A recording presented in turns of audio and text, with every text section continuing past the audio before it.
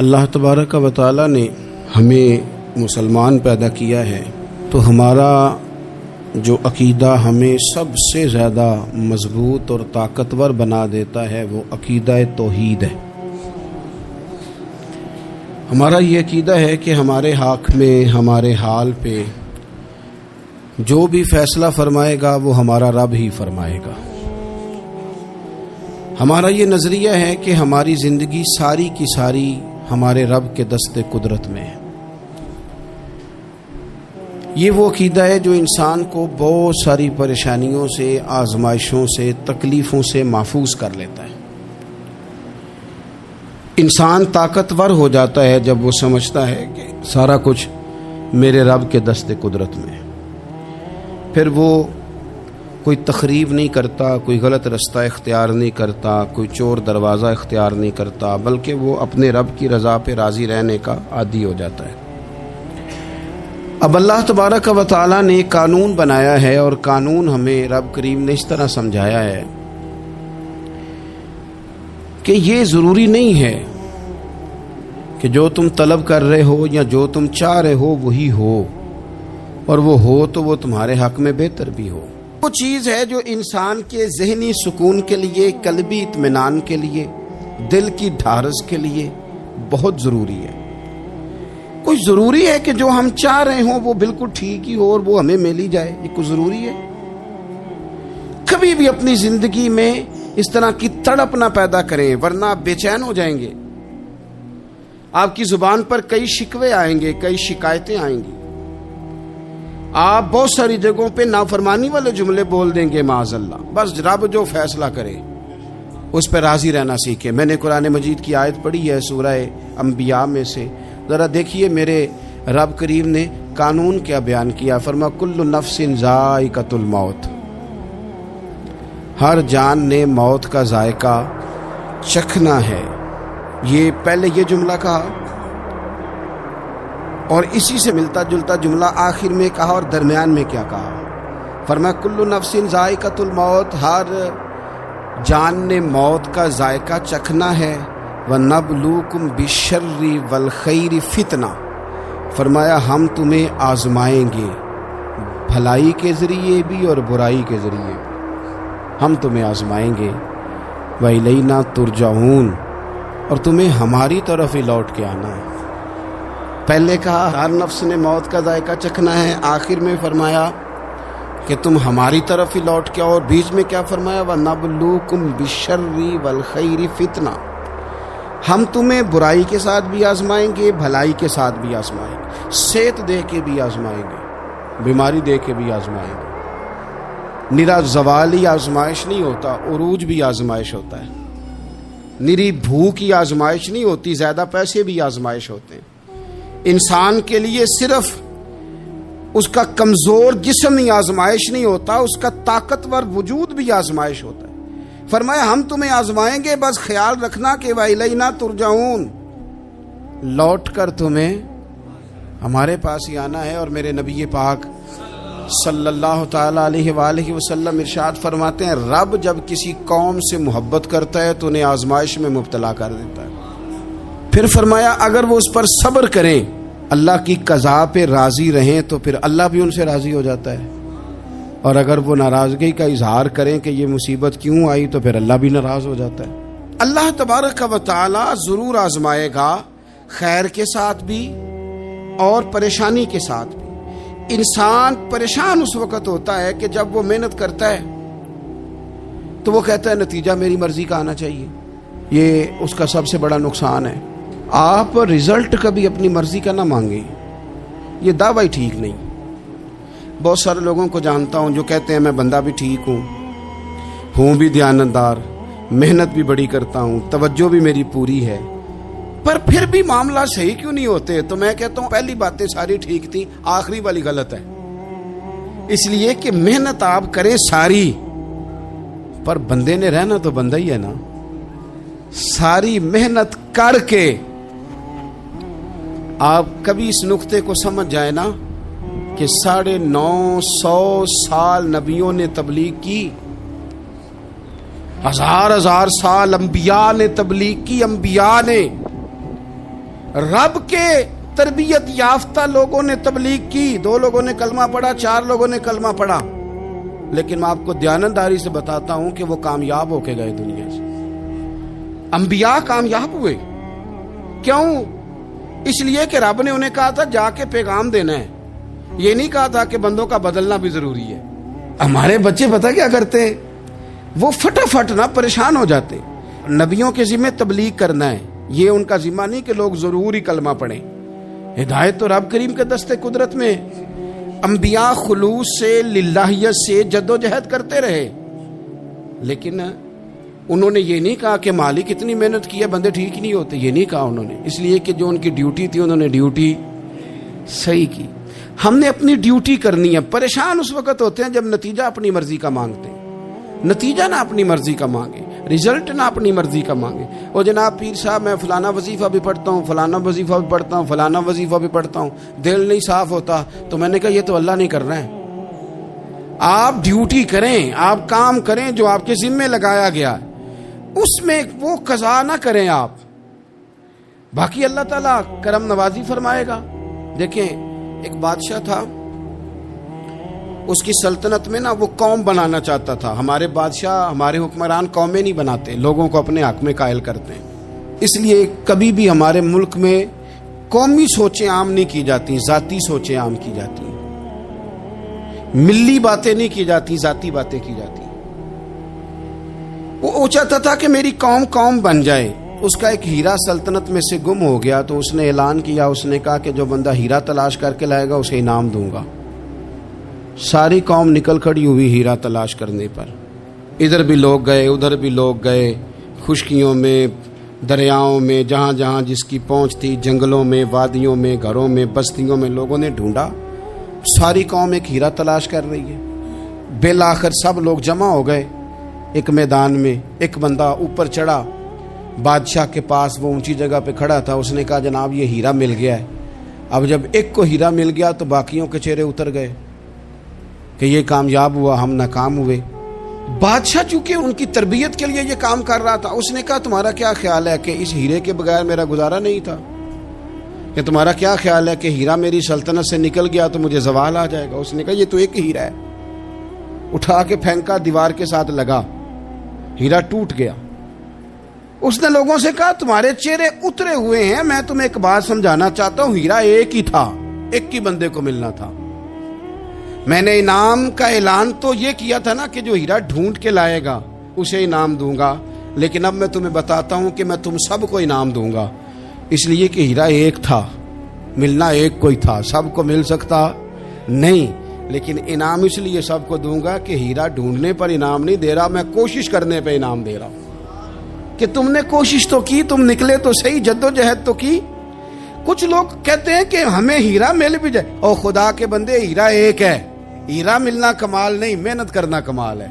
ہم نہ تیار نہیں ہوتے۔ اللہ فرماتے ہیں میں نے آزمانا ہے، میں نے آزمانا ہے، تم نے سفر جاری رکھنا ہے، لیکن یہ ضرور یاد رکھنا کہ وَإِلَيْنَا تُرْجَعُونَ، لوٹ کے تمہیں میرے پاس ہی آنا ہے، تم نے لوٹ کے ادھر آنا ہے، اس بات کو ذہن میں رکھنا۔ حضرت عبداللہ بن عباس رضی اللہ تعالیٰ عنہ اس حدیث کے راوی ہیں، المعجم الکبیر کی یہ حدیث ہے۔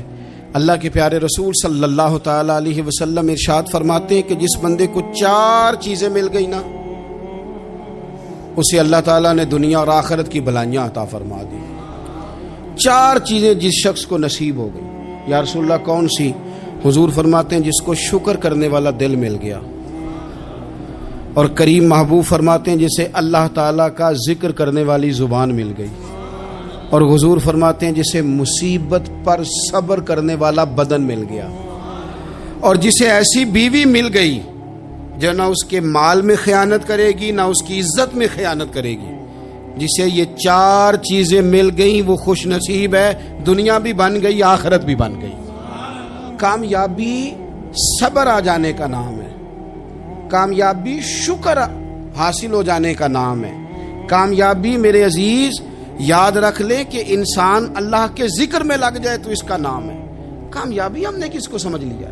اپنی زندگی میں ایک تو محنت کریں، نتیجہ اللہ بھیجو۔ دوسری بات، امیدیں ذرا چھوٹی وابستہ کریں، لمبی نہ بنائیں۔ ایک ہے منصوبہ سازی کرنا مستقبل کی، وہ غلط نہیں۔ میرے نبی پاک علیہ السلام کا فرمان کاش کبھی ہم سمجھ جائیں۔ حضور نے ایک دن صحابہ سے فرمایا تھا حیا کرو، کہا صحابہ سے، سمجھایا ہمیں، فرمایا حیا کرو۔ یا رسول اللہ کس بات سے؟ فرمایا وہ والا مال کماتے ہو جو کھا ہی نہیں سکتے، اور وہ والے مکانات بناتے ہو جن میں تم رہ ہی نہیں سکتے، اور ان چیزوں کا سوال کرتے ہو جن کی تمہیں ضرورت ہی نہیں۔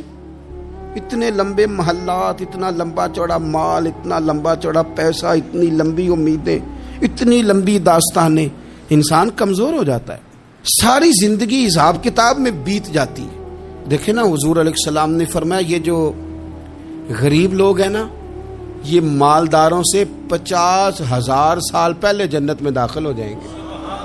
کیوں؟ اس لیے کہ جس کے بیگ زیادہ ہوتے ہیں نا، ایئرپورٹ پہ پھنس جاتا ہے، الجھ جاتا ہے۔ وہ کبھی ایک آیا، دوسرا نہیں آیا، تیسرا نہیں آیا، چوتھا نہیں آیا۔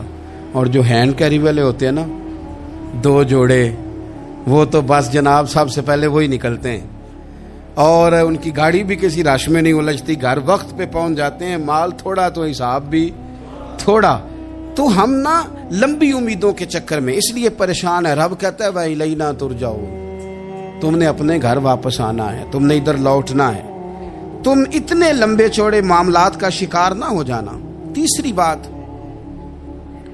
جس کو آپ ضرور سمجھیں گے اور اس پر آپ غور کریں گے، بندوں پر اعتماد کرنا چھوڑ دیں، اللہ پر اعتماد کریں۔ ایک اعتماد ہے اللہ کے نیک بندوں کا، دعاؤں کا اعتماد، نسبتوں کا اعتماد، اس کی بات نہیں کر رہا میں، دنیا داروں، سیٹھوں، نوابوں، جاگیرداروں پر اعتماد کی بات کر رہا ہوں۔ اعتماد خلق چھوڑ دیں، اعتماد خالق کریں۔ بندوں پر بھروسہ نہیں، بھروسہ اللہ کی ذات پر۔ جو بندہ رب کی ذات پر بھروسہ کرتا ہے مضبوط ہو جاتا ہے، طاقتور ہو جاتا ہے، کمزور نہیں پڑتا۔ یہ ضروری نہیں کہ آپ کے دوست مخلص نہیں تھے تو اس لیے آپ کا کام نہیں ہو سکا، یہ ضروری نہیں ہوتا۔ ہو سکتا ہے آپ کے دوست پورے مخلص ہوں، تعاون بھی پورا کرنے کو تیار ہوں، پر رب کریم کا ارادہ قدرتی نہ ہو کہ آپ کا کام ہو۔ کیا کر لیں گے آپ کے احباب، آپ کے دوست کیا کر لیں گے؟ اللہ کا ارادہ قدرتی نہیں۔ شاید اسی لیے کسی درویش نے کہا تھا کہ خوش نصیب وہ ہے جو اپنے نصیب پہ راضی ہے۔ وہ شاید زیادہ نصیب والا ہے جو اپنے نصیب پہ خوش ہو گیا۔ عزیز دوست، چیزوں کو سمجھ لیں اور اچھی طرح سے آپ سمجھ لیں کہ ہو سکتا ہے کہ آپ کے دوست آپ کو پورا کندھا دینا چاہ رہے تھے، وہ تیار تھے، پر اس وقت آپ کا نصیب ہی کچھ اور تھا۔ آپ ان خزانوں پر زیادہ توجہ کریں جو خزانے رب کے پاس ہیں۔ ہمیں اپنے تعلقات پر بڑا بھروسہ ہوتا ہے، ہمیں بڑا پتہ ہوتا ہے اتنے لوگوں سے میرا جرانہ ہے، فلانے سے میرے دوستی ہے۔ اور بھائی یہ سارے کام تب ہوں گے جب رب چاہے گا۔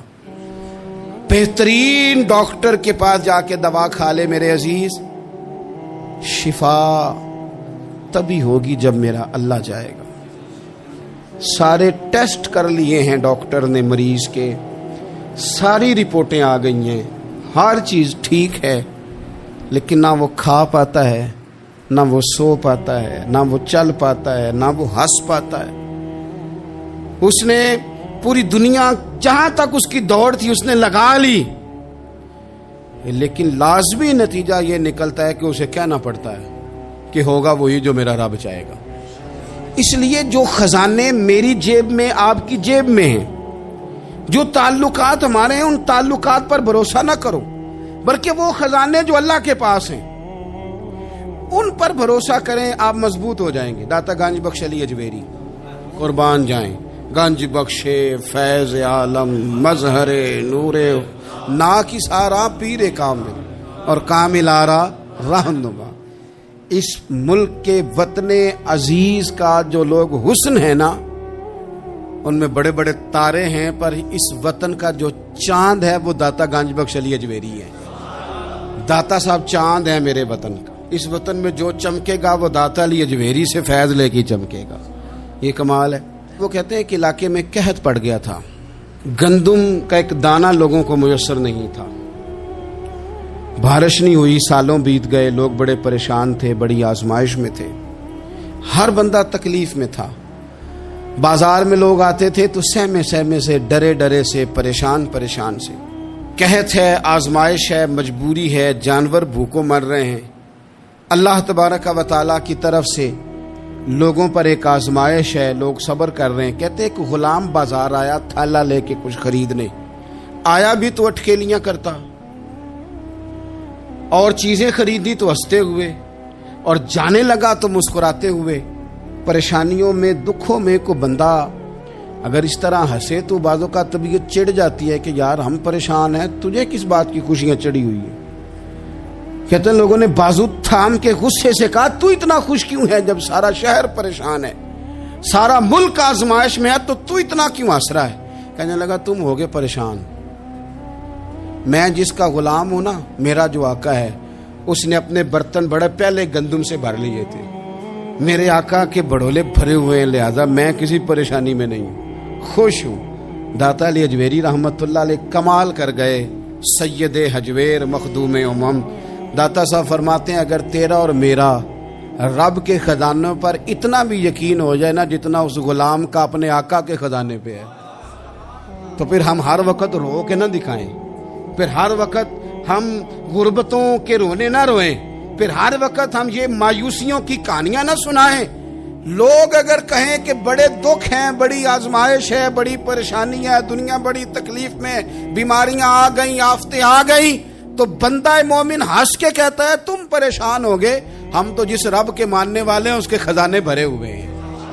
اور ہمارا رب عطا کرتا ہے تو پھر اپنے کرم سے اس طرح عطا کرتا ہے کہ وَيَرْزُقْهُ مِنْ حَيْثُ لَا يَحْتَسِبُ. وہ کہتے ہیں میں اتنا دوں گا اور وہاں سے دوں گا کہ تجھے خبر بھی نہیں ہوگی، میں تجھے وہاں سے دوں گا کہ تو نے کبھی سوچا بھی نہیں ہوگا. آپ اگر چاہتے ہیں کہ زندگی سکون میں آ جائے، سکون میں، تو لوگوں کی جیبوں پہ نظر چھوڑ دیں، رب کے خزانوں پہ نگاہ جمائیں. اتنا نوازتا ہے، اتنا نوازتا ہے، اتنا نوازتا ہے کہ انسان حیران ہو جاتا ہے کہ مجھے اتنا بھی مل سکتا ہے.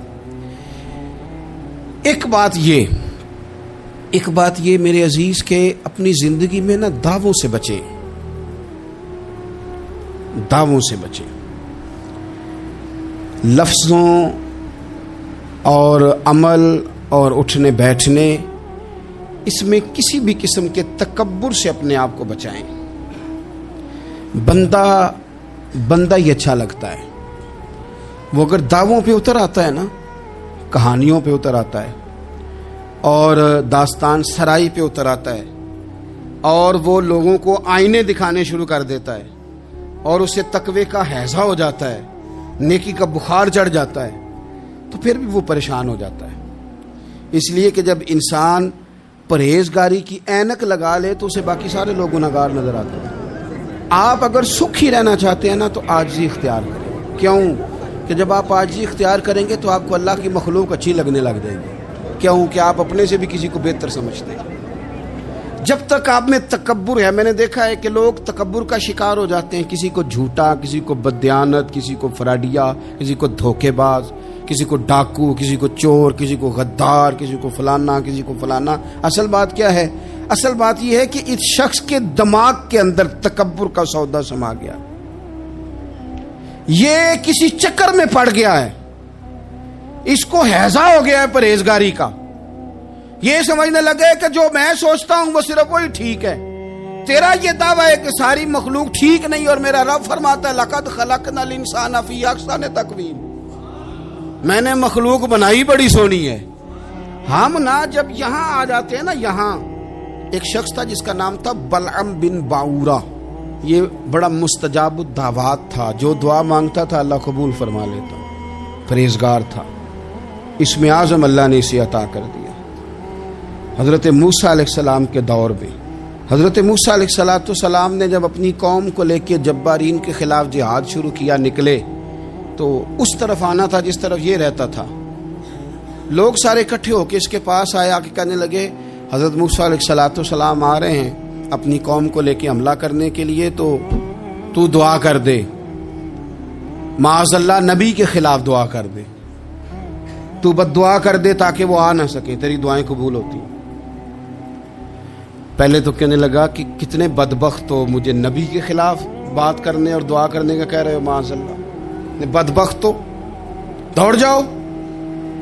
لیکن اللہ سے یہ توفیق مانگے کہ وہ انسان کا شعور سلامت رکھے، شعور سلامت۔ حضرت سلطان باؤ رحمۃ اللہ علیہ نے اپنے دور میں کہا تھا کہ ایمان سلامت ہر کوئی مانگتا ہے، عشق سلامت کوئی، وہ تو انہوں نے کہا تھا نا۔ اور آج کیا حال ہے کہ مال سلامت ہر کوئی مانگتا ہے، ایمان سلامت کوئی۔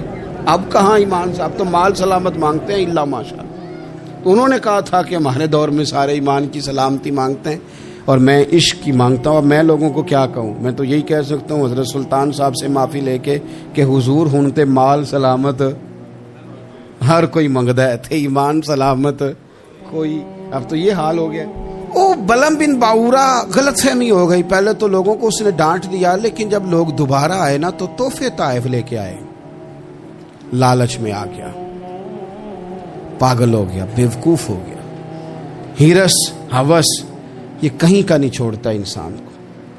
لوگ نیک لوگوں سے بھی دینداری کا رشتہ نہیں بناتے، دنیا داری کا بنا لیتے۔ وہاں سے بھی مال ڈھونڈتے ہیں جہاں آ کے انہیں دنیا بھول جانی چاہیے تھی۔ مال آیا، دولت لے کے آئے لوگ، انہوں نے تحفے طائف دیے، وہ کہنے لگا ٹھیک ہے۔ پہلے ڈانٹ رہا تھا کہ نبی کے خلاف میں بد دعا کروں، اور اب تیار ہو گیا معاذ اللہ۔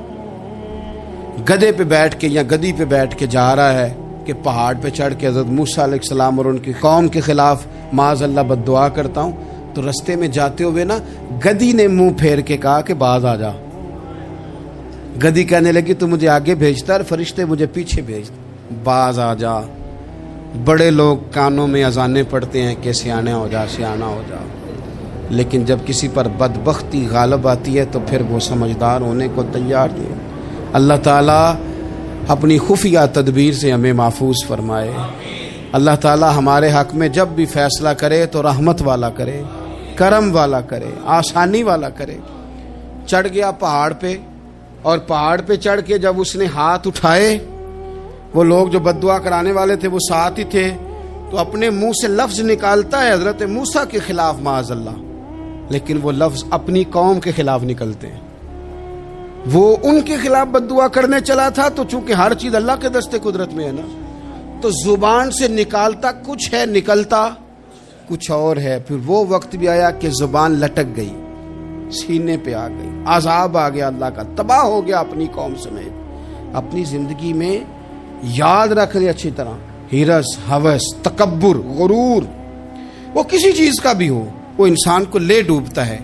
اگر آپ زمین پہ کھڑے رہ کے لوگوں کو دیکھیں گے تو کچھ لوگ اگر آپ کو اپنے برابر نظر آئیں گے نا قد میں، تو کچھ انشاءاللہ بڑے بھی نظر آئیں گے۔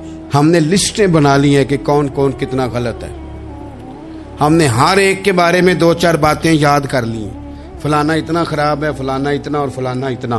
اس کا نقصان یہ ہوا ہے کہ اللہ کی خوبصورت مخلوق، خوبصورت رنگوں میں ہم نے حالات خراب کر لیے ہیں۔ اگر ہم چاہتے ہیں کہ ہمارا دل سکون میں آئے، قرار میں آئے، تو زندگی عاجزی والی، انکساری والی، اللہ تبارک و تعالیٰ کی بات۔ میں اکثر کہتا ہوں کہ نبی پاک صلی اللہ تعالیٰ علیہ وآلہ وسلم نے کتنی شانیں بیان کی، حضرت عمر فاروق، کتنی عظمتیں حضور نے ان کی بیان کی۔ جب ان کا وصال ہونے لگا نا، ان کو زخم لگا، تو لوگ ان کی تعریفیں کرنے لگے۔ اب ان کو بھی پتہ تھا کہ میری عظمت میں حضور نے کیا کچھ بیان کیا ہے۔ لوگ ان کی تعریف کرنے لگے، امیر المومنین آپ کو یہ کمال حاصل ہے۔ تو حضرت عمر فرمانے لگے دعا کرو بس میری نیکی اور بدیاں برابر برابر ہو جائیں، نیکیاں اور بدیاں برابر ہو جائیں۔ میں کسی درجے کا خواہش مند نہیں، بس یہ چاہتا ہوں کہ یہ عاجزی کا حسن دیکھیں، انکساری کا یہ درجہ دیکھیں۔ فرماتے ہیں بس یار معافی دے دے نا، وہ معاف کر دے، پھر تو بات بن گئی۔ میں جلسوں پہ، اجتماعات پہ جاتا ہوں تو ایک رواج بن گیا ہے، لوگ بڑی بڑی قطاروں میں پھول لے کے کھڑے ہو جاتے ہیں اور گاڑیوں میں پھینکتے ہیں۔ تو میں اپنے سنگیوں سے کہتا ہوں کہ اگر تو قیامت میں بھی ایک پھول مل گیا نا، تو پھر تو یہ سارے استقبال کام آ گئے۔ اور اگر وہاں کھڑا کر لیا گیا نا، صحیح حدیث میں حضور نے فرمایا ہے کہ کچھ سوالوں کے لیے بندے کو محشر کے میدان میں کھڑا کر لیا جائے گا۔ ان سوالوں میں سے ایک سوال یہ بھی ہوگا کہ بتا اپنے علم پر عمل کتنا کیا تھا۔ تو میں نے کہا اگر تو روک لیے گئے تو پھر ان پھولوں کا کیا بنے گا، پھر تو آزمائش میں آ جائیں گے۔ اللہم استرنا بسترک الجمیل استغفر اللہ ربی من کل ذنب واتوب الیہ۔ اے اللہ